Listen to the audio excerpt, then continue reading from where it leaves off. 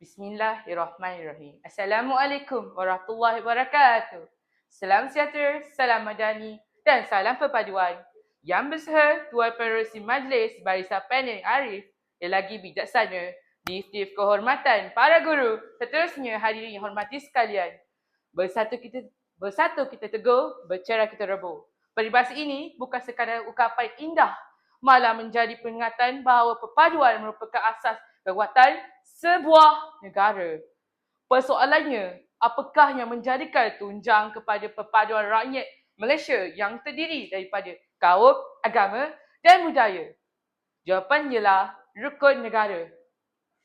5 prinsip yang terkandung dalam rukun negara bukan sekadar lafazan diucap setiap kali perhimpunan sekolah, tetapi merupakan lafazan kebangsaan yang berbentukkan identiti rakyat Malaysia. Daripada 5 prinsip tersebut, saya memilih untuk menghuraikan prinsip keluruhan perlembagaan. Kerana di sinilah terletak asas kestabilan, keharmonian dan kemakmuran negara. Hadirin dihormati sekalian, Perlembagaan Persekutuan ialah undang-undang tertinggi di negara. Di dalam terkandung hak dan tanggungjawab setiap warga negara, kedudukan institusi, raja perlembagaan, kebebasan beragama dan berbahagian kuasa kerajaan serta jaminan keadilan kepada semua rakyat. Keluruhan perlembagaan bermaksud setiap rakyat wajib menghormati, memahami dan mematuhi keperlembagaan tanpa mengira kedudukan atau latar belakang. Tiada sesiapa yang mengatasi keperlembagaan. Inilah asas kesebuahan kepada sesebuah negara yang aman dan berdaulat. Namun, begitu cabaran hari-harian semakin besar. Kita hidup dalam era digital yang bolehkan maklumat disebarkan dalam sekilit mata.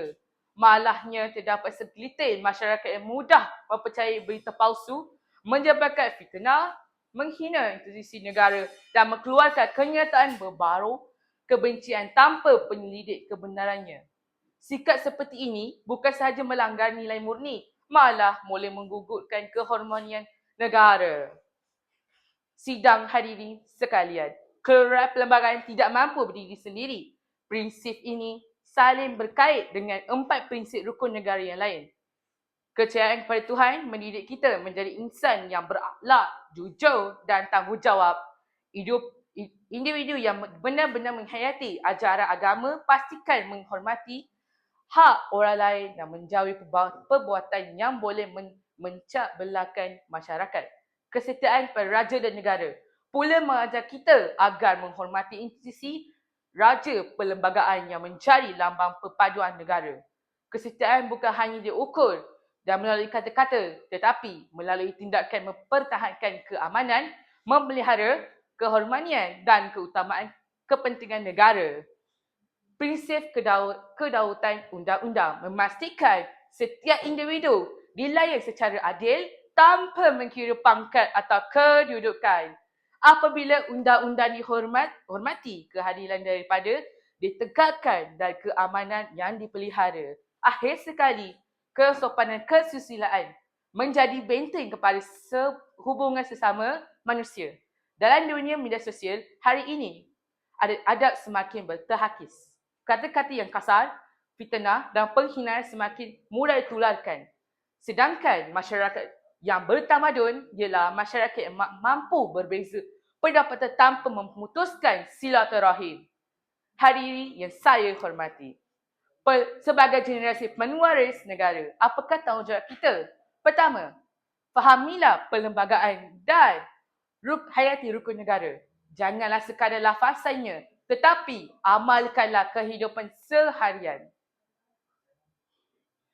Kedua, jadilah pengguna media sosial yang beretika. Semak sebelum berkomunikasi, fikir sebelum menulis dan hormati sebelum mengkritik.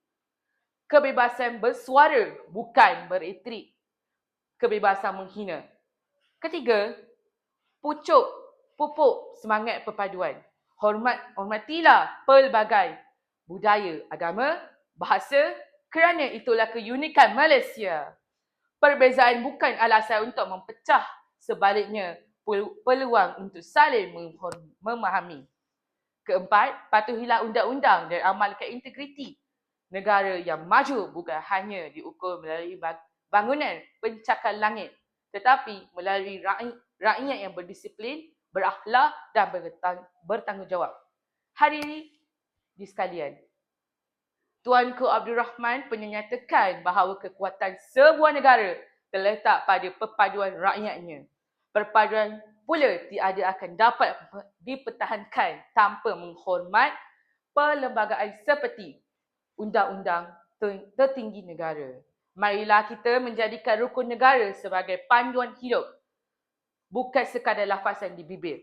Jadikan keseluruhan perlembagaan sebagai benteng, menyatakan rakyat kedaulatan, undang-undang sebagai jaminan keadilan dan kesopanan dan kesusilaan sebagai budaya masyarakat, kesetiaan kepada raja dan negara sebagai lambangan patriotisme serta kepercayaan kepada Tuhan bagi asas pembentukan insan dan integriti.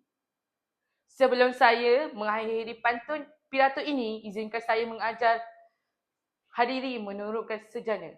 Jika kita ingin mewariskan sebuah Malaysia yang aman, janganlah hanya membaca perlembagaan, fahamilah maknanya. Jangannya melafaz rukun negara, hayatilah semangatnya. Dan jangan hanya mencintai negara dengan kata-kata, buktikan cinta itu melalui tindakan. Sesungguhnya keseluruhan perlembagaan inilah nadi perpaduan dan perpaduan inilah jiwa Malaysia. Terima kasih. Sekian, terima kasih.